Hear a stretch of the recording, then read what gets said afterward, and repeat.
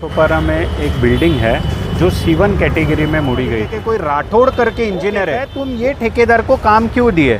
तुम इनको काम नहीं देते हुए कोई तो एक मुख्तार करके एक कोई ठेकेदार है जो महापालिका ने उनको नियुक्ति किया है। बिल्डिंग के इधर जाके ये मुख्तार ठेकेदार उधर खड़ा रह के सामान टेम्पो में भर के चोरी करके लेके गए, तो आप FIR दर्ज कीजिए। तो उन्होंने कहा हम तुम्ही बोले स्टॅम्प पेपरवर आणा, ते पण दिले तुम्हाला 4 अर्ज दिल्याच्या नंतर पण हा दीपक राठोड आम्हाला त्रास द्यायला यायचा। ते नगरपालिकेचे कर्मचारी नाही आहेत, ते प्रायव्हेट कॉन्ट्रॅक्टर आहेत आणि नगरपालिकेबरोबर त्यांची काहीतरी मिलीभगत आहे असा मला संशय आहे। तरीही त्यांची अरेरावी असते, तुम्हाला जे करायचं ते करा, आम्ही हेच करणार।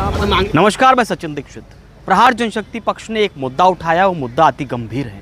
ऐसी कई इमारतें हैं जिन्हें C1 कैटेगरी में रखा जाता है, उसके बाद तोड़क कार्रवाई के लिए कहा जाता है, या तो बिल्डिंग की सोसाइटी तोड़क कार्रवाई करवाती है, तोड़ती है और उसके बाद महानगर पालिका को बताती है कि C1 कैटेगरी में थे और वो हिस्सा हमने तोड़ दिया है। ऐसे में सोसाइटी के लोगों का ये कहना है कि महानगर पालिका ने तोड़क कार्रवाई के लिए मुकुंद स्मृति नामक इमारत को C1 कैटेगरी में डाल दिया।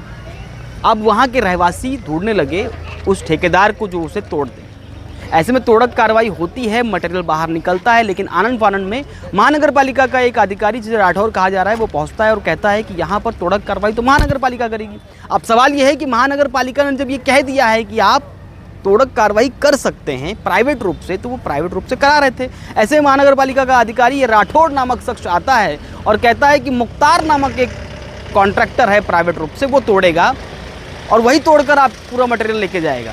अब बात यह है कि आखिर दबाव बनाया क्यों जा रहा है कि मुख्तार को ही दिया जाए। मुख्तार आखिर कौन है? महानगर पालिका कोई 60 गार्ड का व्यक्ति है?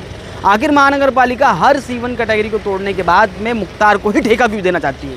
इस पूरे मामले का खुलासे करते हुए प्रहार जनशक्ति पक्ष के जिला अध्यक्ष जो थाने पालघर के हैं हितेश जादव के पास जब यही सोसाइटी के लोग पहुँचते हैं, तो हितेश जादव साफ तौर पर मुख्तार जो पूरे सोसाइटी को तोड़ने के बाद जो उसका कुछ हिस्सा गिरा है उसको ले जाकर कहीं ले गया, उस पर चोरी का इल्ज़ाम लगा रही है स्थानिक वहाँ की सोसाइटी के लोग।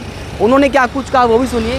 हितेश जादव ने FIR दर्ज करने की मांग की है, तुलिन पुलिस स्टेशन में पहुँचे हैं। तुलिन पुलिस स्टेशन में पहले FIR दर्ज करने के लिए पत्र भी नहीं लिया जा रहा था।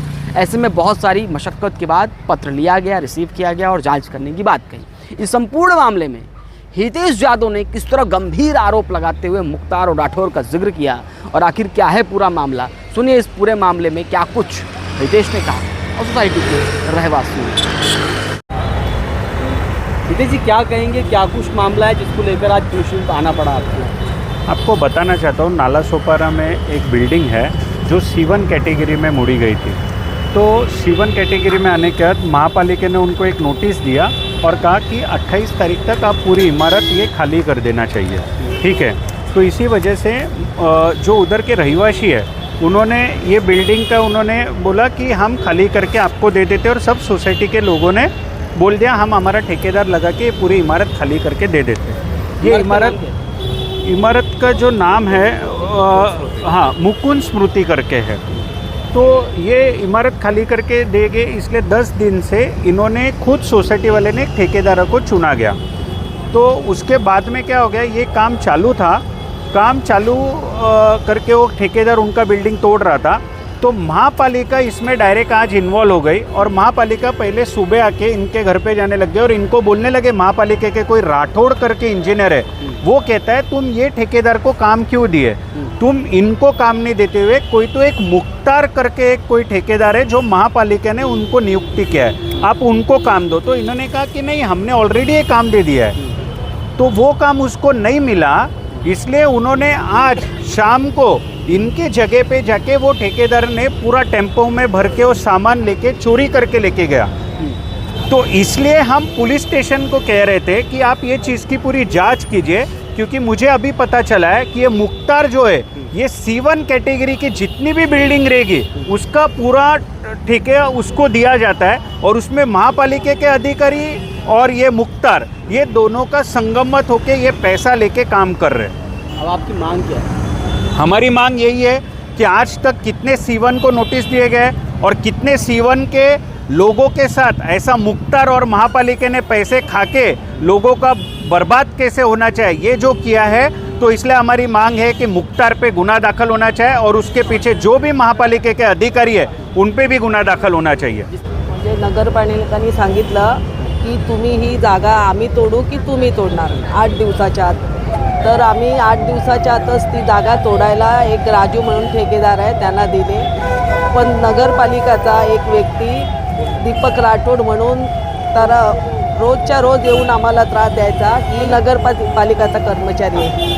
तो सारखा बोलायचा की तुम्ही तोडू नाही शकत, आम्हालाच तोडायचं आहे. तर आम्ही बोला असं नाही, त्यांनी काय सांगितलं की आम्ही तोडायचं की तुम्ही तोडायचं. मग तुम्ही असं लिहून का दिलं? तुम्ही लिहून दिलं आणि तुम्ही आम्हाला असं सांगितलं की आम्ही तोडणार की तुम्ही तोडणार. मग म्हणून आम्ही घेतली आणि तुम्हाला अर्जसुद्धा दिलं की आम्ही तोडणार आणि नंतर तोडकाम केलं. चालू झाल्याच्या नंतर सुद्धा अर्ज दिलं. तुम्ही बोलले स्टॅम्प पेपरवर आणा, ते पण दिले. तुम्हाला 4 अर्ज दिल्याच्या नंतर पण हा दीपक राठोड आम्हाला त्रास द्यायला यायचा. पोलीस आणू, हे करू, ते करू, असं कर धमकी द्यायचा. आम्हाला संशय आहे की ते खरोखर नगरपालिकेचे कर्मचारी आहेत की नाही, कारण ते ID दाखवत नाही. मी लिटरली त्यांना स्वतः विचारलं होतं की मला तुमचा नंबर द्या, कोण आहात. तर त्यांनी मला सांगितलं होतं तुम्ही जर जागा मालकांचे रिलेटिव्ह असाल तर तुम्हाला आम्ही नंबर देणार नाही. आम्ही वरती नंबर दिलेत सर्वांना.